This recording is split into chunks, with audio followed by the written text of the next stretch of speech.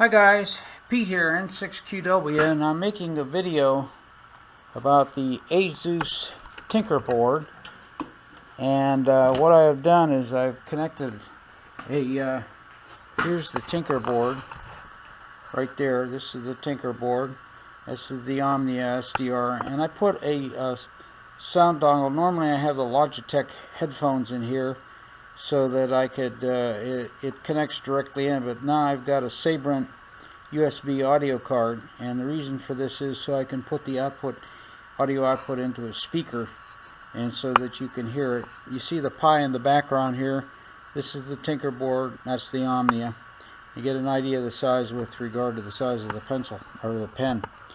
So what we're going to do this morning is to kind of go through. The Tinkerboard is very much like the Raspberry Pi, has the same form factor. In other words, you can put a Tinkerboard in a Raspberry Pi case, and has all the ports in the same location, same places, although it's a more powerful computer, because the Raspberry Pi is like 1.4 gigahertz. This is 1.8 and has 2 gigs of RAM on board.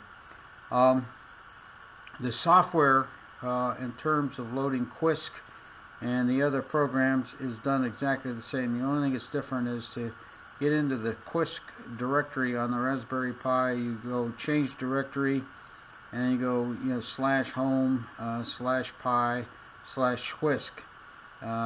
With the Tinkerboard, they have their own unique naming, so it's change directory, and it's home, and it's Linaro, Linaro, Lima, India, November, Alpha, Romeo, Oscar, /Quisk, and then it's Python.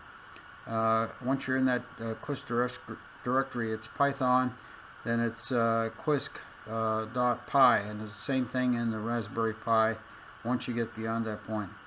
It all loads about the same, and but I wanted to go over some things here that are not so obvious. One thing I discovered recently is sometimes you goober things up, and all of a sudden when you do in the Quisk directory, you go Python Quisk.py, and guess what, it won't load. And so in the past, what I've just done is reloaded the card, reloaded all the files. What I didn't know is you can go into the main home directory of either the Pi or the Linaro, and there's a file in there, and if you remove that file, what it does is resets everything, and you don't have to reload any software.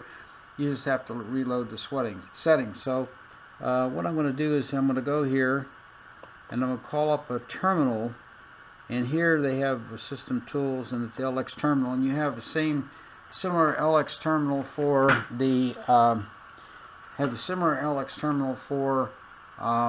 the Raspberry Pi. So here I'm going to use CD, that's the change directory, the /home /Linaro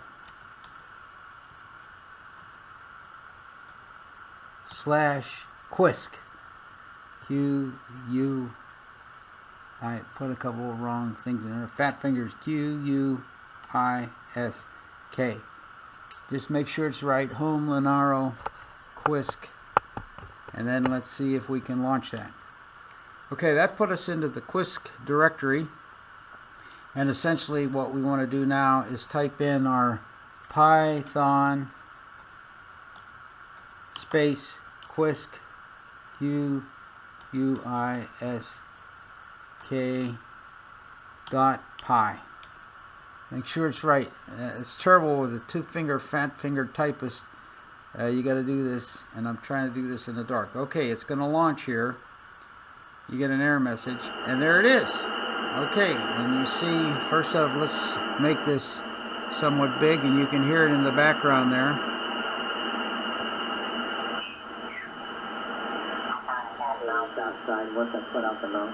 Now you see I'm at 7.208/100, and with my fat fingers it's hard to get there, but I can enter a value, 7.208, put it right on there.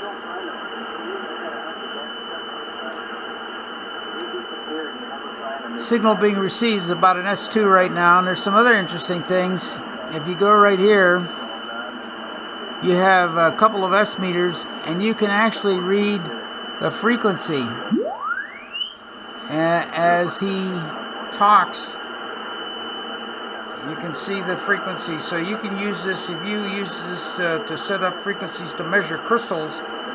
Put it in CW here, get it right on the signal, and then you can actually read the value right here, telling you what frequency that crystal is. So if you're building an old school 4-pole crystal filter, you need to know those frequencies, and you can do it with this.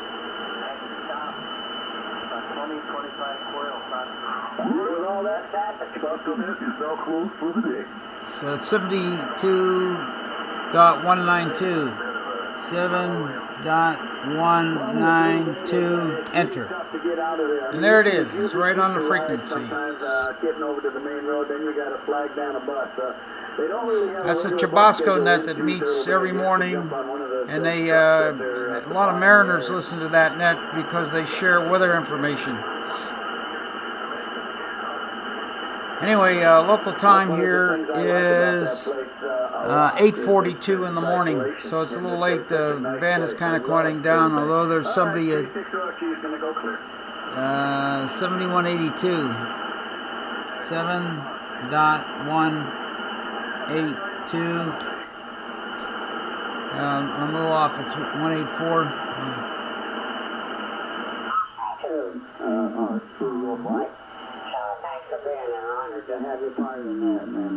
It's 7.185.5. That guy's hitting, well, let's look what the S meter is instead of the frequency. S meter 1.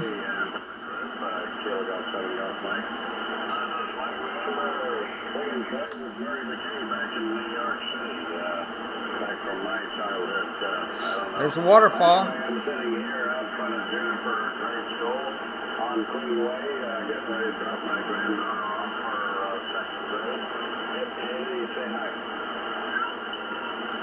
And I've named my radio the SDR Radix. Tells me the Quisk is the latest version 4.1.39, and I'm capturing from a Pulse ELSA card, input card. It's the one. It's on the. It's the embedded card on the P-Berry. It's the P-Berry in the firmware 16.120 or 16.20.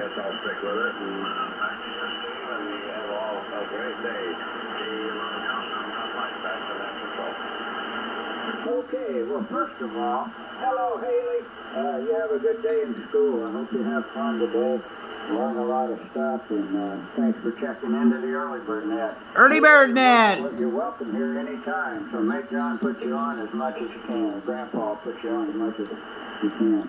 John, you are not too strong on the SDR, but big signal. Yeah, it's something I mentioned in the blog that a lot of these guys will take their station transceiver, just turn the receiver off and go to the web SDR, and they can copy all the stations. There's one in Utah that has pretty good coverage on the western half of the United States, and there are a couple in California.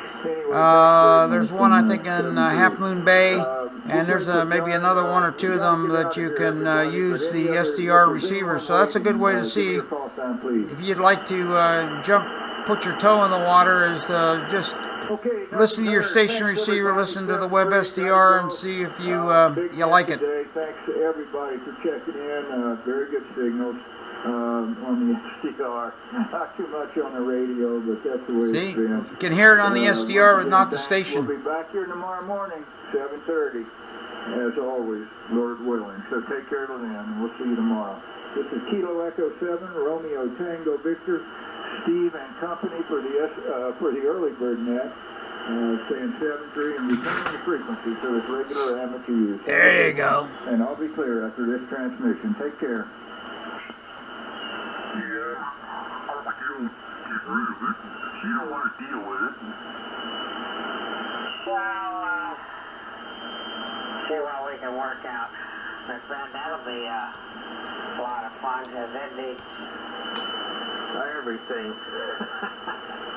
So I figured it'd take me about 8 weeks. Well, you can tell if a station is 100 hertz off or 40 hertz off. It's really possible to do that with the SDR radios, maybe not so much with the old school analog type dials. Kind of hard to tell, but boy, you can just zero in on these guys. Really small, but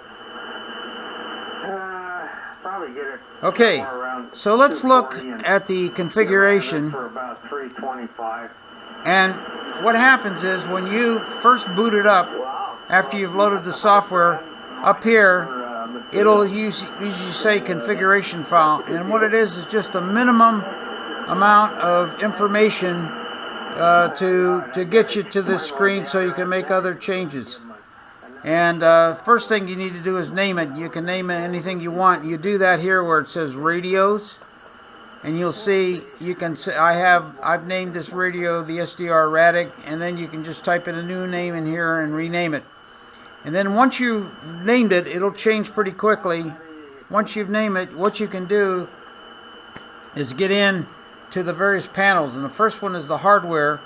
And what you do is it'll have a minimum piece of hardware in here, and you've got to then change it. You can find the various the Quisk software has various namings for things such as the Soft Rock, the Hermes Light, the N2 ADR, generic, the RXTX Ensemble. And then you also need to put something in here. Now, typically, because we did enter this data, you need to tell it where you can find the USB, and these are just, it lets you do this generically, but I actually physically entered. You go to using sudo nano, you create a page that says what's the vendor ID and what's the product ID, and the vendor ID is OX16C0 and the product ID is OX05DC. And then you want to do SDR direct control, and so that lets you have more precise control. Then with the sound, you have to find your sound cards.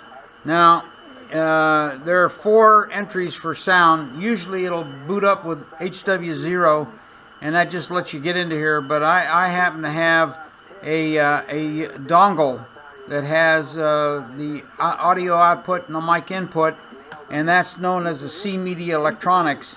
And so what do you do for the audio output? You make this selection. You'll see you'll have a drop down menu here, and you'll see what you want to pick. In this case, I picked the output is the C Media Electronics.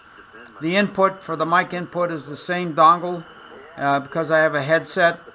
And then to do the I and Q, this is not direct digital control, not DDC, not direct digital conversion.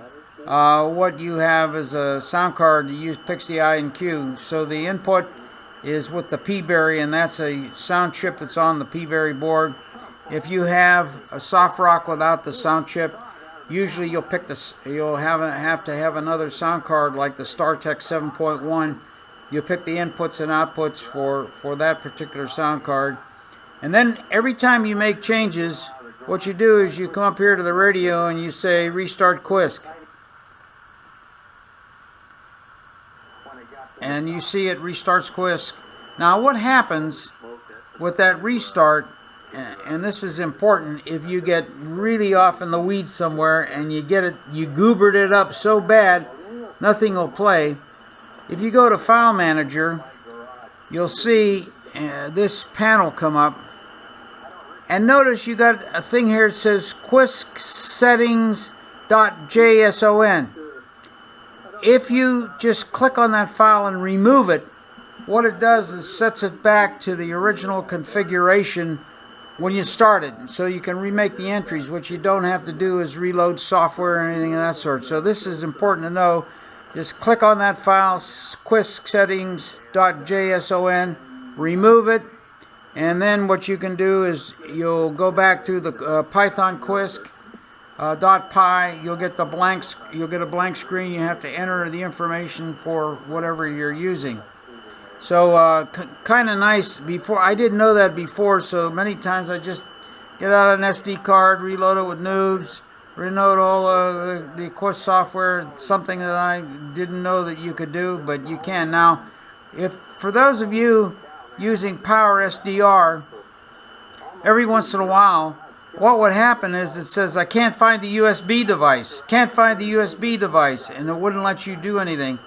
And they had a similar file, an XML file, that was in your documents folder somewhere under application. You just remove that, and then it would let you find the USB device, and then you could move on and then do all the resetting. So it's a very parallel to those of you using Power SDR. Every once in a while I want to get in the weeds.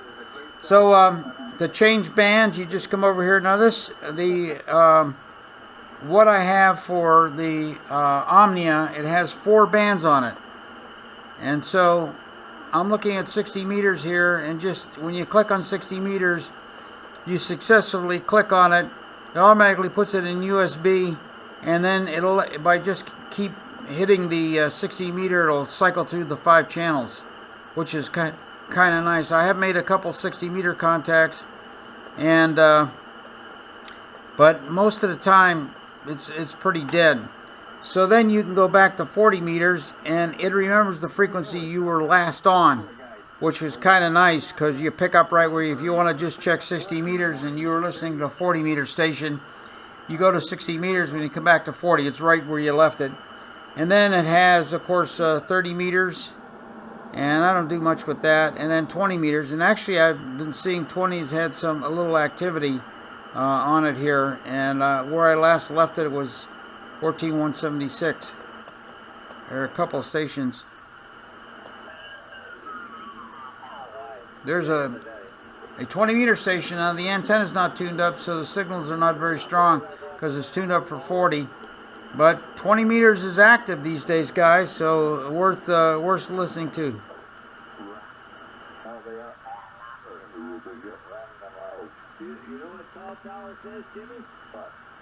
Oh, that's the 14208 group.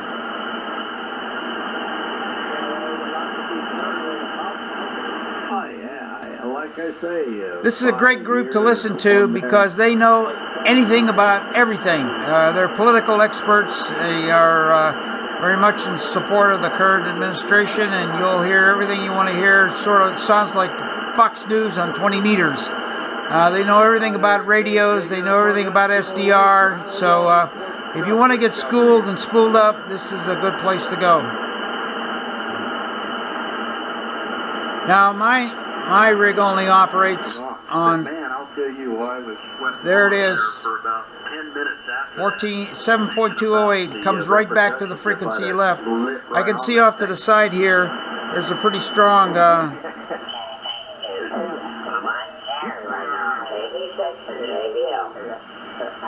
now what I'm looking at is about 100 kilohertz. You can actually look at about 200 kilohertz, but the spectrum gets a little bit small. So I think I found the best. Let me put it on.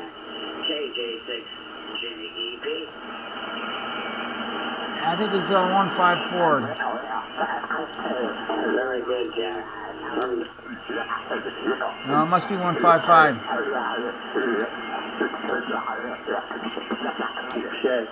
Yeah, 7155 group.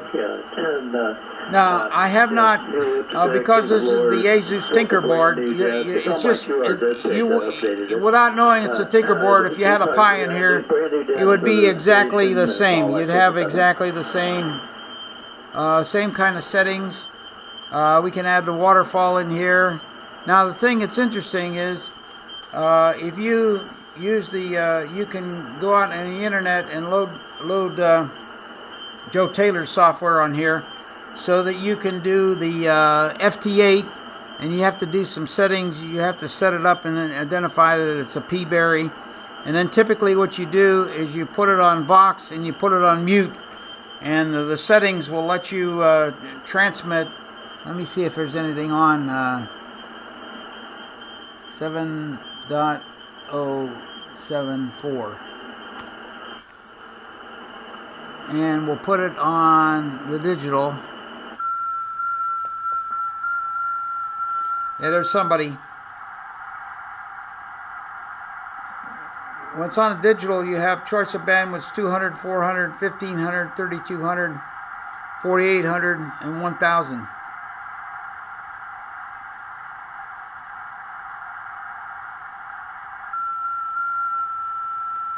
FT8 signal. Okay, now let's see if there's anything on the whisper.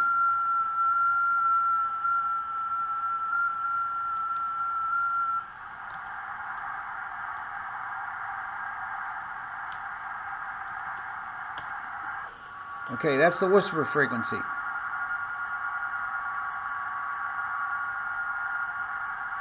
There's a little in there, but I'm not seeing too much. Now, if you have the Joe Taylor software, formerly it was kind of arcane how you had to hook things up. The latest 2.0, which I think also does, it does the FT8 and the FT4. You just load the software and you set this on the frequency, and then it takes over from there. And so that's kind of good. So anyway, there it is, listening to 7038-600. There's a trace here, and you maybe see that there's somebody there. You know, it's weak signal, you can hardly hear it. The other important thing is, for these things to work, you need to make sure that your computer is synced up with WWV or the NIST time, internet time, because otherwise you're going to miss it, and you're going to keep seeing the signals, but nothing's going to decode for you. I don't have, since this is I just got the Tinkerboard working, I don't have the WJST X 2.0 on this computer, but it's pretty easy. Just go to Chromium and just go in there and you download it. And as a matter of fact, there's a file that'll let you, there's several of them. There's a source file and there's another ARM file in Debian, and then you can just right click on it. It says install, and then it installs. Then it asks you for the password, and the password typical on the Raspberry Pi is raspberry, but here is Lenaro, Lima India November Alpha Romeo Oscar. So you type that in, that'll install the files for you. So you can also change the bandwidth by going to CW. I don't see too many CW signals in here.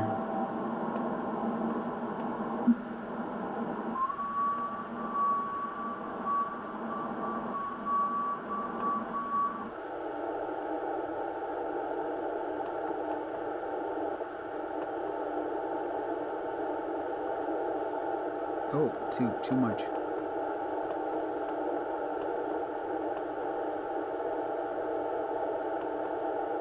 You can move where the cursor is in 10 kilohertz increments.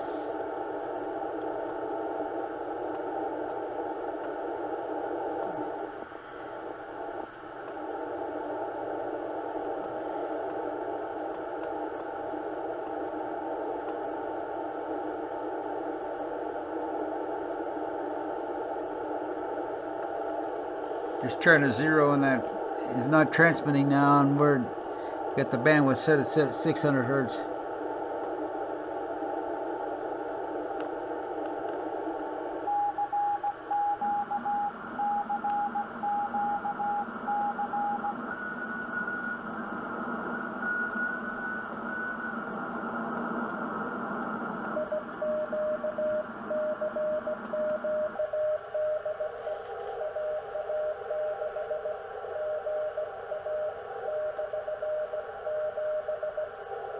At portable 7, AA6 GA portable 7.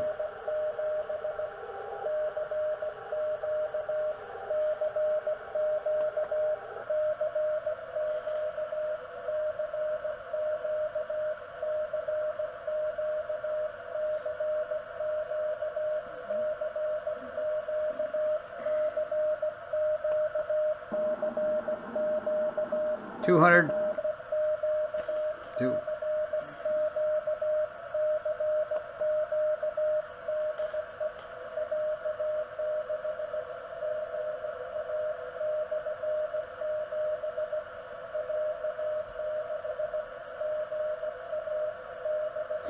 GA portable 7. There you go. So anyway, guys, this is kind of the tour of the Quisk with running it on the ASUS Tinkerboard.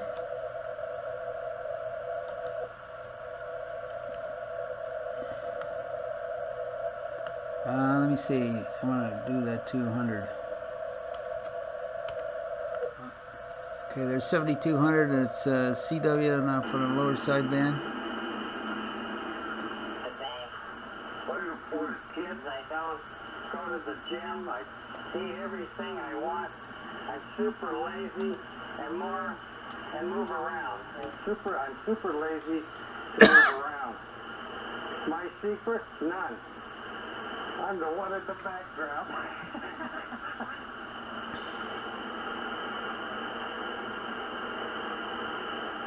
Boy, that one in the foreground sure is nice. It's 902.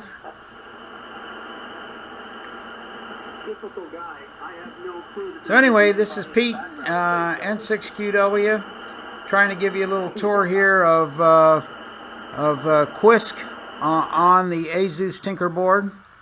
And I'm pretty impressed now that I got it working. I should tell you that I've had the ASUS Tinkerboard here for about almost a year now, and I could never get it working. And the reason was the OS that I had loaded on there evidently had some problems that they have since been fixed in the version 2.0.8.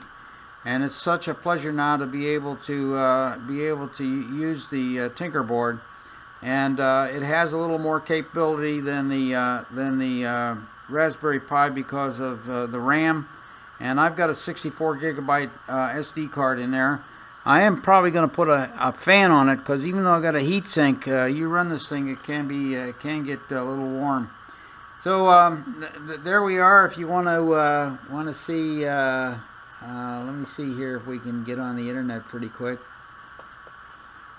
It has a built-in Wi-Fi and Bluetooth. I tried connecting to the Bluetooth and it recognized my phone, said but it can't connect. So let's see here.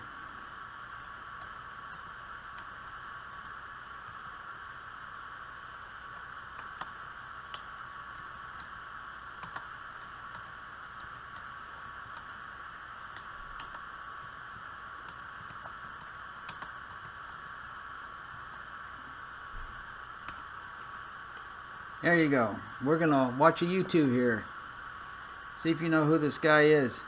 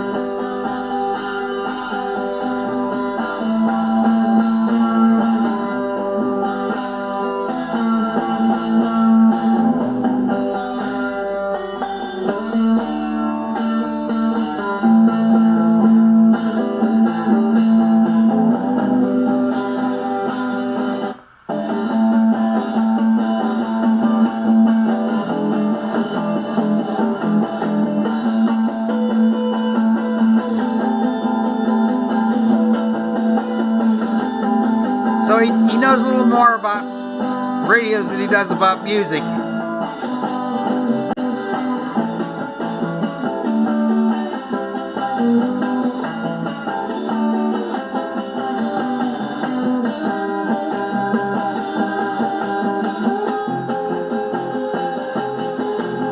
It says N6QW, Garage Band of One.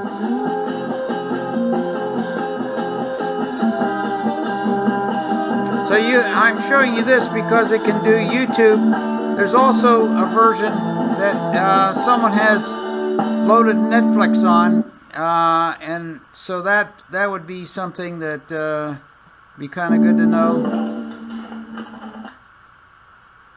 Anyway, this is Pete, N6QW, and this is just showing you what the Quisk can do, and we're going to close this out.